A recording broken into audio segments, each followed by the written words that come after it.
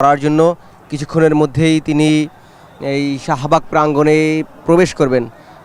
Mintu road তিনি পার হয়ে, অর্থাৎ প্রধান উপদেষ্টা যে বাসভবনের সামনে যেই সড়কটি রয়েছে মিন্টু রোডের, সেই পার হয়ে তিনি হোটেল ইন্টারকন্টিনেন্টালের সামনে থেকে আসবেন এবং তার গাড়িবহর যে গাড়িটি ইতিমধ্যেই আমরা দেখতে পাচ্ছি এবং সাথে সাথেই তার গাড়িবহর দেখার সাথে সাথেই নেতাকর্মীদের মুহুর্মুহু এখানে স্লোগান তারা দিচ্ছে। এবং এই যে 28শে ডিসেম্বর শহীদ শরীফ ওসমান হাদি তিনি শহীদ হয়েছেন, তিনি যেদিন অভ্যর্থনা মঞ্চে অভ্যর্থনা নিচ্ছিলেন 25শে ডিসেম্বর, সেদিনে কিন্তু শহীদ ওসমান হাদিকে তারেক রহমান স্মরণ করেছেন এবং তার যে গুরুত্বপূর্ণ কর্মসূচিগুলো, অর্থাৎ তারেক রহমানের ফেরার এই 3 দিনের সেটিকে বলা হচ্ছে যে তার প্রাইম অ্যাক্টিভিটিস। তারেক রহমান ফেরার দিনে গুরুত্বপূর্ণ করছে। আমি দেখতে পাচ্ছি যে আমাদের সামনে থেকে গাড়িটি যাচ্ছে, একটি সাদা গাড়ি যেটি তার ব্যক্তিগত গাড়ি এবং বুলেট প্রুফ গাড়িটি, সেই গাড়িটি করে মাত্রই তিনি অতিক্রম করলেন।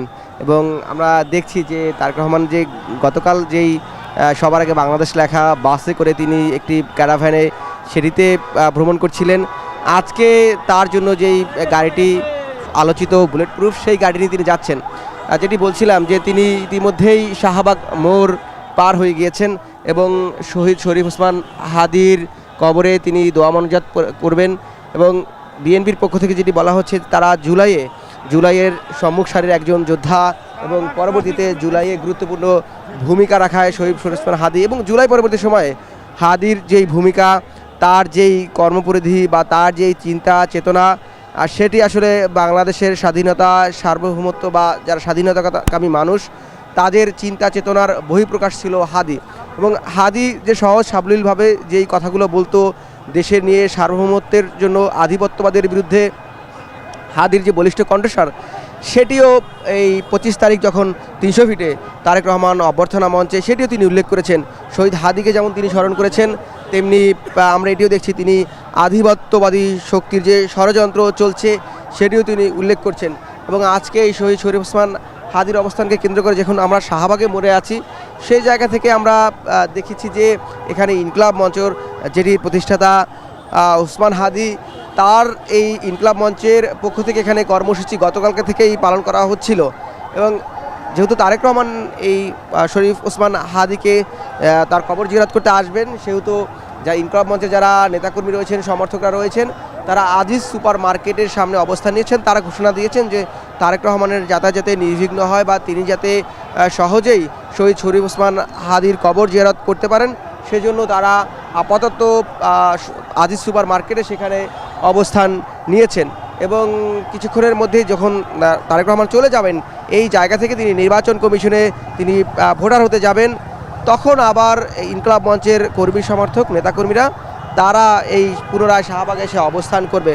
এবং একটি বড় ধরনের একটি প্রোটোকলের মধ্য দিয়ে তারেক রহমানকে নিয়ে যাওয়া হচ্ছে। সেখানে আমরা বরাবরের মতোই দেখছি যে সেনা সদস্যদের বহর রয়েছে, র্যাব সদস্যদের, পুলিশ সদস্যদের, আর্ম পুলিশ ব্যাটালিয়ান, এপিবিএন সদস্যদের বহর রয়েছে এবং বিএনপির যে নির্দিষ্ট নিরাপত্তা বাহিনী সিএসএফ, সেই সকল সদস্যরা রয়েছে। সকাল থেকেই আমরা ছাত্রদলের নেতাকর্মীদের এখানে ভিড় জমাতে দেখেছি এবং আজকে মূলত বিএনপির ছাত্রদল ছাড়া বিএনপির অন্য কোনো অঙ্গ সংগঠনের নেতাকর্মীদের আমরা আসলে দেখতে পাইনি। এবং পুরো শাহবাগের এই চত্বরটিতে ছাত্রদলের নেতাকর্মী থেকে শুরু করে শরীফ ওসমান হাদির যে কবর রয়েছে, সেই কবরের মুখ পর্যন্ত, অর্থাৎ সেই কবরে প্রবেশ করার যে ফটকটি রয়েছে সেই পর্যন্ত পুরো রাস্তাটি ছাত্রদলের নেতাকর্মীরা তারা দলের জাতীয় পতাকা এবং বাংলাদেশের জাতীয় পতাকা তারা নাড়িয়ে তারেক রহমানকে অভ্যর্থনা জানাচ্ছেন। এবং ছাত্রদলের যারা এখানে এসেছেন তারাও বলছেন যে ওসমান হাদি যে আদর্শ লালন করত, ওসমান হাদির যে ভূমিকা ছিল আধিপত্যবাদের বিরুদ্ধে, বা তিনি বাংলাদেশের এই যে কালচারাল এস্টাবলিশমেন্ট, অর্থাৎ সাংস্কৃতিক অঙ্গনীয় ফেসিবাদীকরণের যে আলোচনা নানান সময় এসেছে, সেই জায়গা থেকে শরীফ ওসমান হাদির যে বলিষ্ঠ ভূমিকা এবং তিনি রাজনীতির যে একটি গুণগত পরিবর্তন করতে চেয়েছেন, সেটি তার কর্মের মধ্যে দিয়ে দেখেছি। খুব স্বভাবতই আমরা দেখেছি যে তিনি মুড়ি বাতাসা দিয়ে নির্বাচনী প্রচারণা করতেন এবং এটিও মানুষ খুব স্বাচ্ছন্দ্যে গ্রহণ করেছে। কারণ একজন প্রার্থী এই যে মুড়ি বাতাসা দিয়ে রাজনীতিকে মানুষের এতটা কাছে নিয়ে যাওয়ার যে ভাবনা চিন্তা, এই বিষয়টি ওসমান হাদির সবচেয়ে বেশি আলোচিত হচ্ছিল। মানুষকে তার কাজ, তার বক্তব্য, আলোচনা ভীষণভাবে আকৃষ্ট করছিল। এবং ছাত্রদলের নেতাকর্মীরা আমরা দেখছি যে হাদির নামে তারাও স্লোগান দিচ্ছিল, যে তারা বলছিলেন যে আমরা সবাই হাদি হব, গুলির মুখে কথা কব, এই ধরনের স্লোগান আমরা তাদের দিতে দেখেছি। এবং হাদির রক্ত বৃথা যেতে দিব না, এই স্লোগানও ছাত্রদলের যারা এখানে নেতাকর্মী এসেছেন, কর্মী সমর্থকরা তারা দিচ্ছিলেন। এবং একই সাথে আমরা দেখেছি যে শুধুমাত্র ছাত্রদলের এই নেতাকর্মীই নয়, এখানে সাধারণ মানুষের একটি অংশগ্রহণ আমি দেখেছি। বিশেষ করে আমি যদি ব্যক্তিগতভাবে কয়েকজনের সাথে এখানে কথা বলেছি, তারা তারেক রহমানকে দেখতে এসেছেন। কেউ আমি এরকম তিন পরিবারকে পেয়েছি যারা তারেক রহমানকে দেখার জন্য তাদের বাচ্চা নিয়ে এসেছেন। এবং যেহেতু তুলনামূলক আজকে কিছুটা ভিড় কম, নেতাকর্মীদের যে সমাগম সেটি তুলনামূলক কম, সেজন্যই মূলত আজকে এই যেটি বলছিলাম যে বিভিন্ন পরিবারের সদস্যরা তারা সেই সুযোগটি কাজে লাগাতে এসেছেন। এবং ইতিমধ্যেই শহীদ শরীফ ওসমান হাদির কবরে তারেক রহমান পৌঁছে গিয়েছেন এবং সেখানেই তিনি শহীদ ওসমান হাদির জন্য দোয়া করবেন। দোয়া করার পর তিনি এখান থেকে বেরিয়ে আবার নির্বাচন কমিশন অফিসে যাবেন, সেখানে তিনি ভোটার হবেন। হাদির যেই রাজনীতিতে তার যেই ত্যাগের জায়গাটি এবং এই বিষয়টি আলোচনা ছিল যে নির্বাচনকে ত্রয়োদশ জাতীয় সংসদ নির্বাচনে বানচাল করার জন্যই হাদির মতো একজন বিপ্লবীকে এমন বলিষ্ঠ কণ্ঠস্বরকে পরিকল্পিতভাবে হত্যা করা হয়েছে।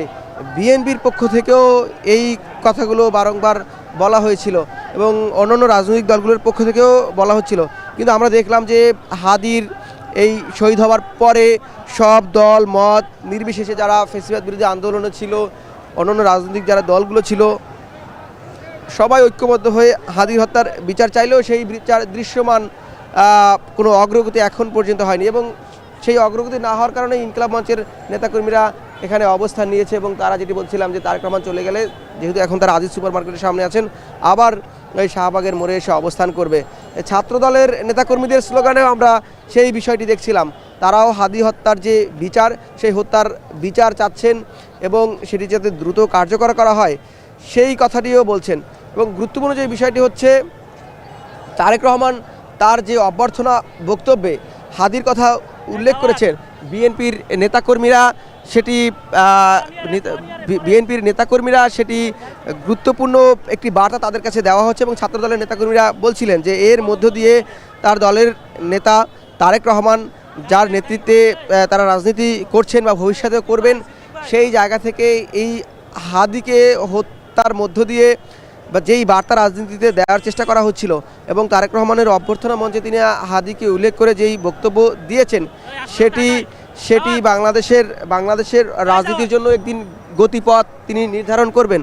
এবং এই জায়গা থেকে আমরা দেখছি যে তিনি ইতিমধ্যেই সেই ওসমান হাদিকে স্মরণ করার জন্য তার কবরের জিয়ারত করার উদ্দেশ্যে তার মুখে প্রবেশ করছেন এবং সেই প্রবেশ মুখে রয়েছেন আমাদের সহকর্মী সাদাত অব্র। আমরা অব্রর কাছে চলে যাব। অব্র, আপনি একটু বলবেন যে তারেক রহমান ইতিমধ্যে হাদির এই যে কবর প্রাঙ্গণ রয়েছে সেখানে প্রবেশ করেছে কিনা বা সেখানের অবস্থাটাকে একটু জানাবেন।